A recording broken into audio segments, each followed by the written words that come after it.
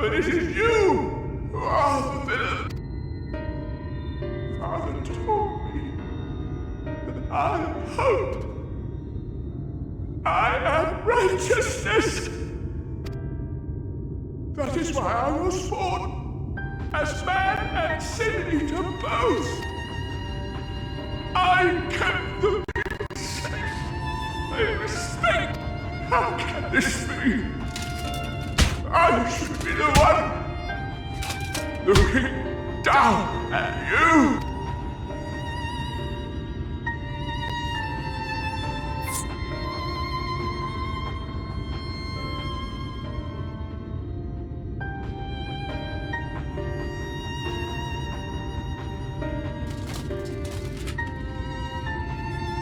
Help me. Damn you. I am your God.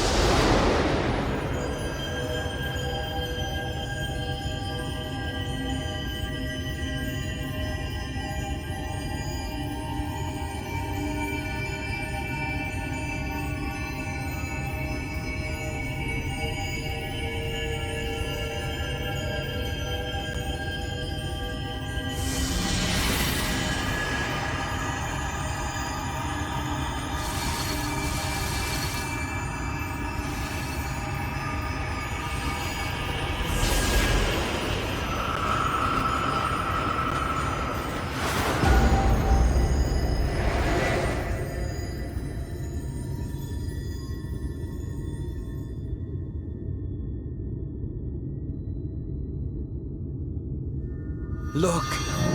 The sky!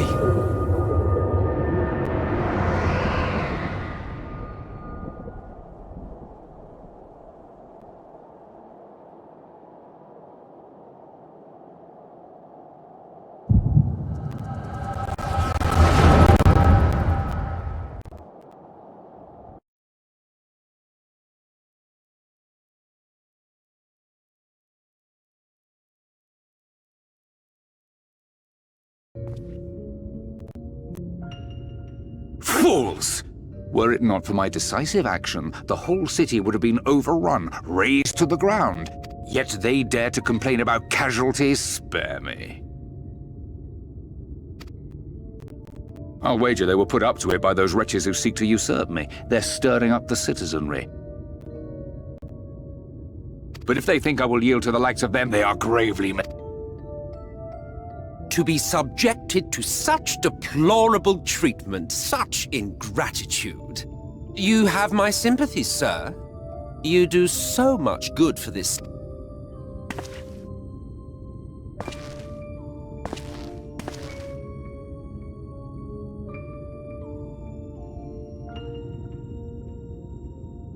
Who are you?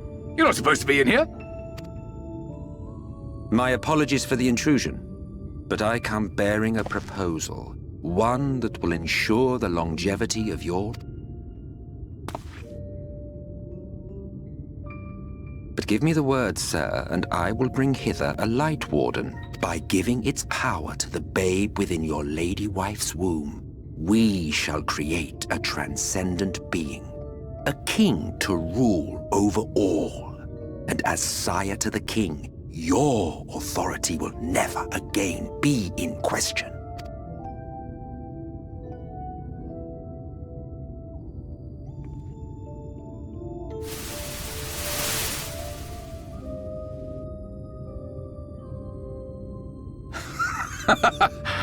Amazing. Before my Vorthri, they behave as docile pets. With this gift, my line shall be guaranteed power for perpetuity. We shall rule the whole world. By all means, sir. United under Yulmor's banner, men will cease fighting and abandon their ambitions. Thus, they will grow fat and complacent, and in their sloth, seal your supreme...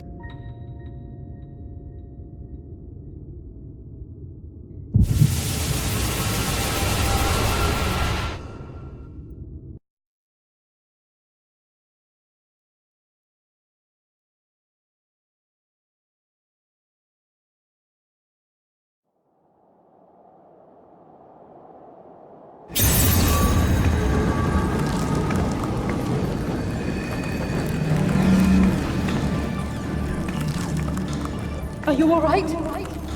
Say something!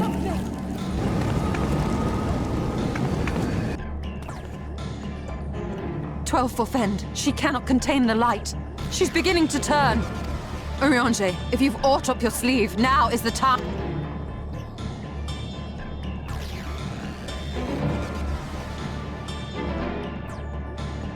It's changing back!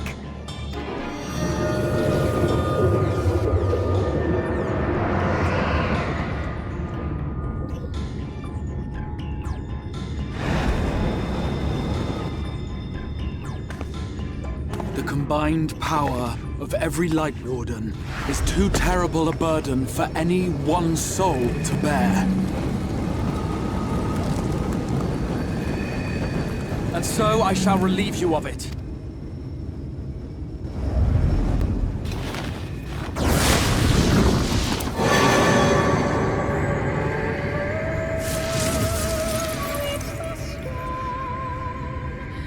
Exarch! What are you doing?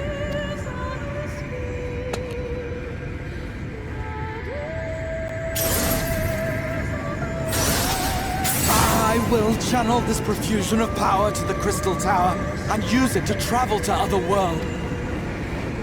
As I have dreamed of doing ever since I first learned of their existence. Who would choose to remain here in this dying realm when they might go elsewhere and begin anew? Not I. And thus did I use you. No, I don't believe you! Damn you! We won't let you do with her as you please. Do not interfere! Please, I beseech you all, let him go!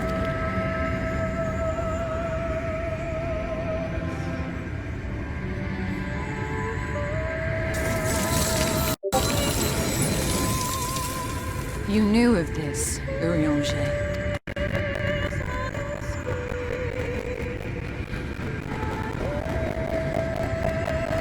It is all a fiction. Such vaguely defined acts of teleportation stand no chance of success. The Exarch will never live to see another world, as he knows only too well.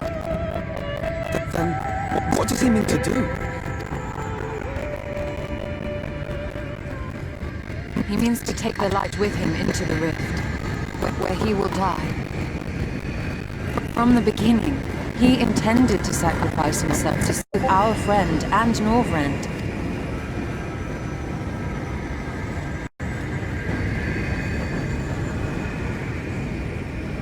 At journey's end, an opportunistic thief makes off with the hero's prize. A paltry way to end a chapter. Yet your tale will continue, and my role in it will scarcely be remembered.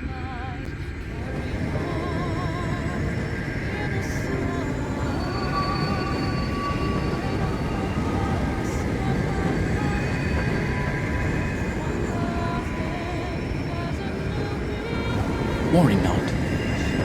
Whatever should become of me, I will be happy and free, safe in the knowledge that I have played my part.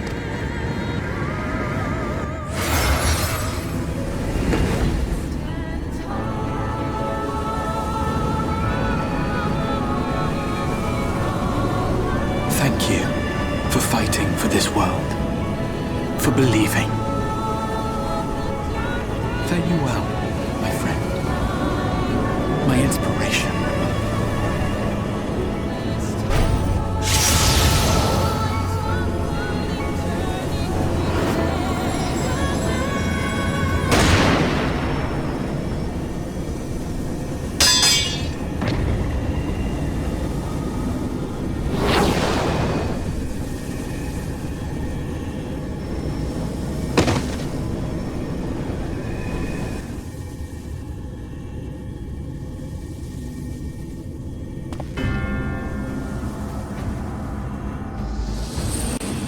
Only those who possess the royal eye of the Allagan Imperial line are capable of controlling the Crystal Tower. Such individuals do not exist in the First. Therefore, in all likelihood, the Exarch arrived here with the tower. This much I had surmised, yet I could not discern his grand scheme. that he went through absurdity. Alas, it is not your grand scheme that will succeed, but ours. You bastard! Stay put. Your friend is still alive, but whether he remains so depends on you.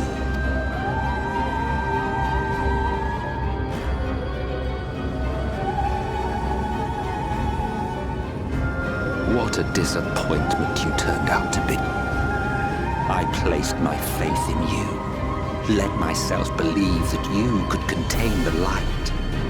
But look at you now, halfway to becoming a monster. You are unworthy of my patronage.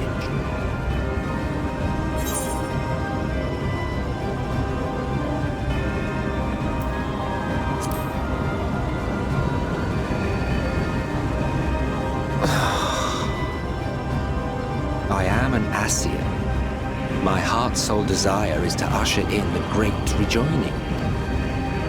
100 years ago, I entrusted my comrade Logriff with the task of increasing Light's sway over this world. This we sought to do by manipulating heroes. When that failed to achieve the desired result, I created Vorthrin. Thanks to your meddling, that too has ended in failure. What was your true purpose in approaching us? By your 12, boy, have I not told you before that everything I said was the truth? You were specimens by which I might gauge man's potential as it stands. I genuinely had an interest in you, genuinely considered taking you on as allies. Provided she could contain and control the light. If not, then she, and by extension you, would be of no use to me. 'Twas as simple as that. So, we've been found wanting. How disheartening. But even had we fulfilled your conditions, there was no guarantee that we would cooperate. What then? Then I simply kill you all. At the very least, it would restore the world to the way it was before you went about trouncing Light Wardens willy-nilly. Suffice it to say, it would be most inconvenient to have all that light taken away. And I would be lying if I were to claim his actions didn't have me worried.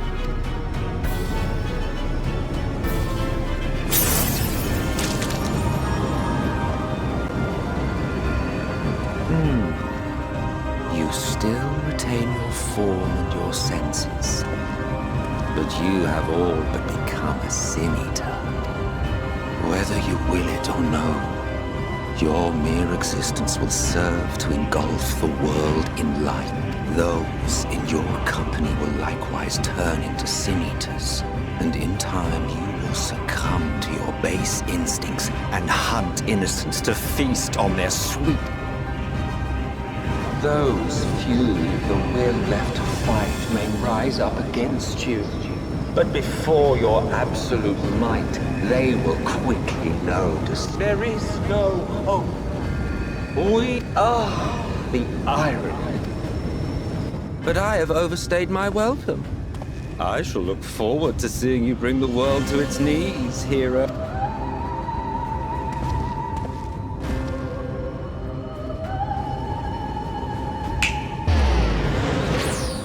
Exarch! I have naught to show for all the time and effort I invested in you. He is a small token for my trouble. I did not expect that I could learn aught from man, but I may yet learn something from all the knowledge he had hoarded for his precious hero.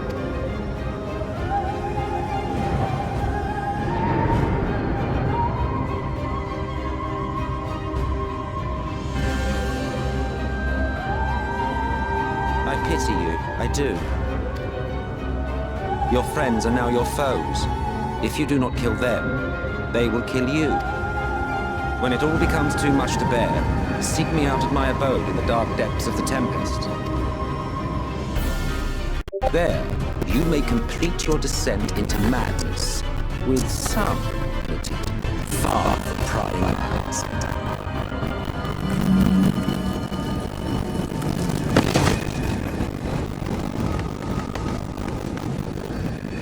still there? I bid you.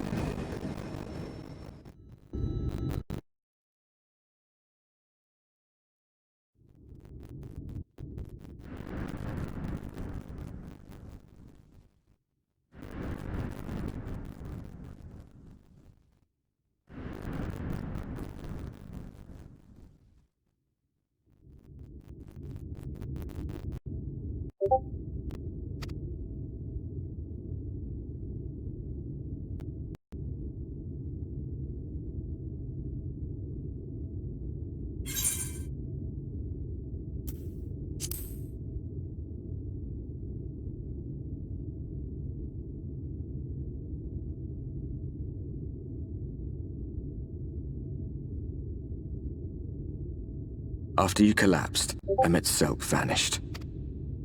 Then Reen did what she could to stay the raging of the light within your body. Thanks to her, you're still you, but she's only delayed the inevitable.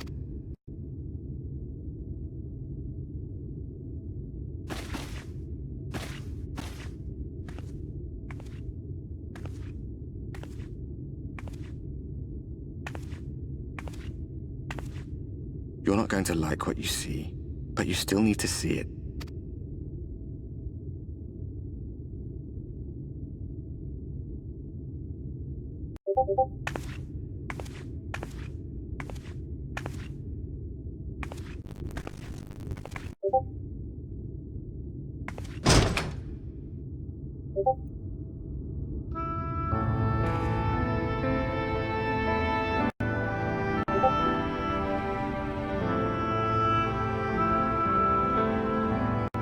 It's like this all over. The whole of Norvrats is shrouded in light again. And it's because of you, and the power you absorb from the Warden. No one knows but your friends. When they carried you down from the mountain, they told everyone waiting below that they didn't understand why the light had returned. And now they're out there trying to allay the people's fears, while searching for a way to save you.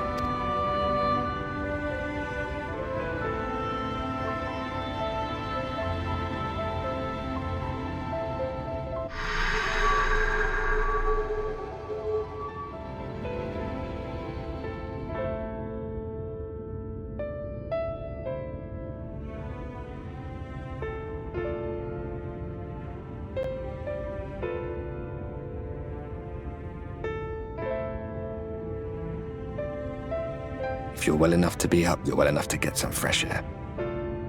Better that than stewing in here.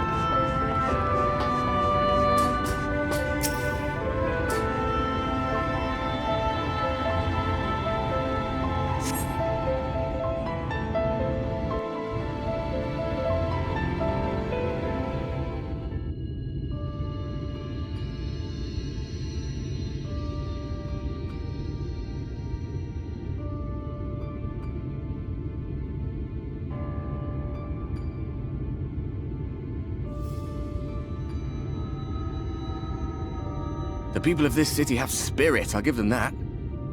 They've not lost the will to fight.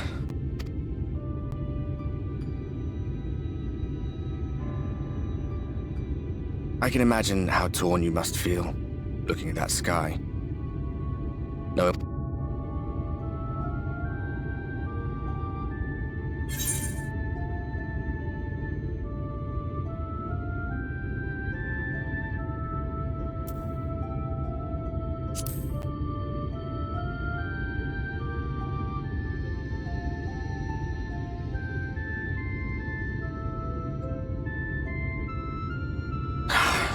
Neither can I, to be honest. But you heard what the Ascians said. The light you shine will warp the world around you, whether you like it or not. Even your Stola and Reen had to concede that point.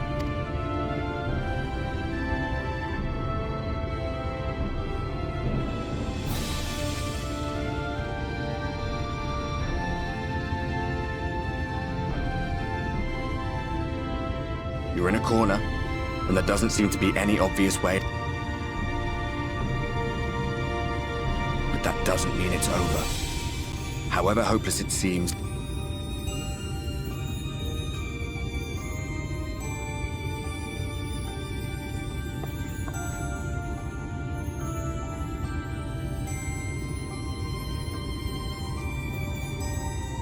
I remember looking up at the sky like this before. Being caught up in a strange kind of calm. It was after we realized we were responsible for the flood. When we resolved to journey to the source by taking our own lives. One last sacrifice. One last fight. One last failure. There were times in the years and decades that followed when I wondered if we might not have been better off just letting the rejoining happen.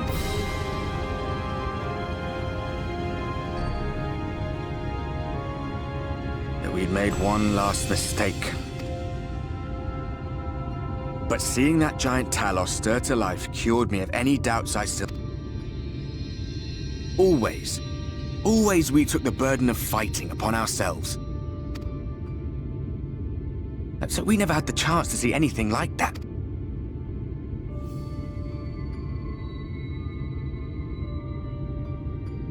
To think that their hope still burned so bright. That they were still so eager to live, they would lift up their fellow. No. We made the right decision.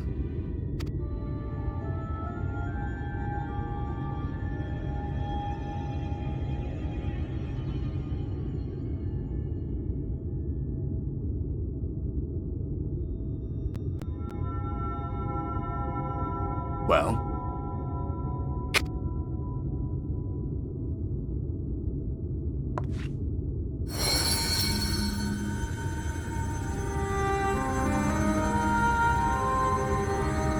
As I thought. What happened between us was no coincidence. My story may be finished, but the fates have gifted me a minor role in yours. I suspected as much the moment I realized you could hear me.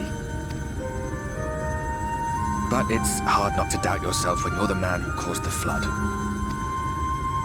I was afraid to do anything more than watch for fear of... But no longer. After all, the path I once walked is now yours to finish.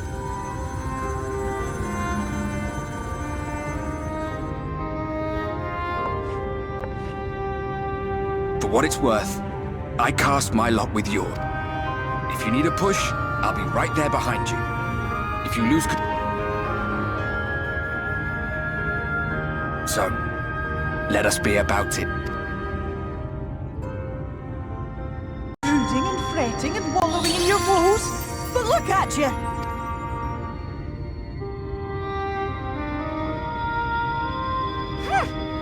Look at what you've done to your ether! It's a mess! And you have cracks running all through that pretty... My poor little sapling.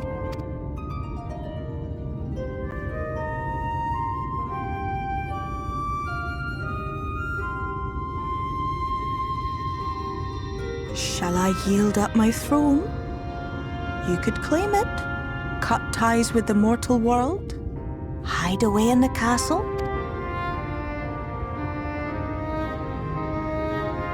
It won't fix the problem, but would it really matter?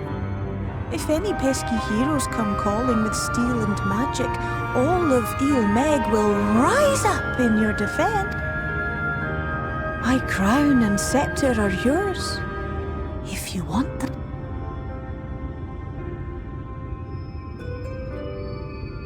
What? Don't give me that look! Of course I knew before I asked that you'd never ever heed such a wicked suggestion. And besides, what would become of my precious and ephemeral flower?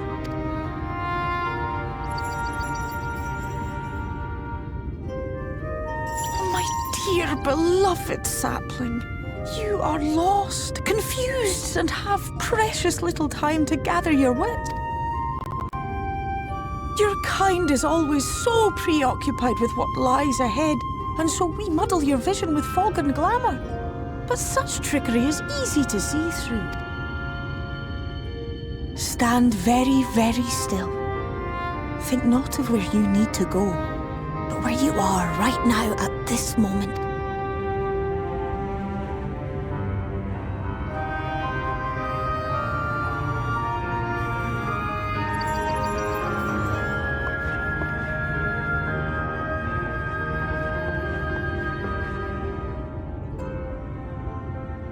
Our cairn of crystal. From shadowed hood he watched you go. See yourself as he saw you.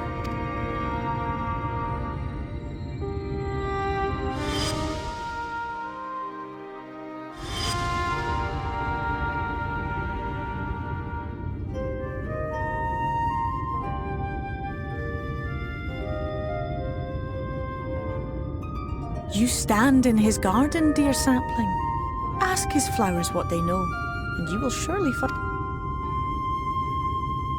But what will you do with it, I wonder? I'll be watching and waiting. Waiting and watching.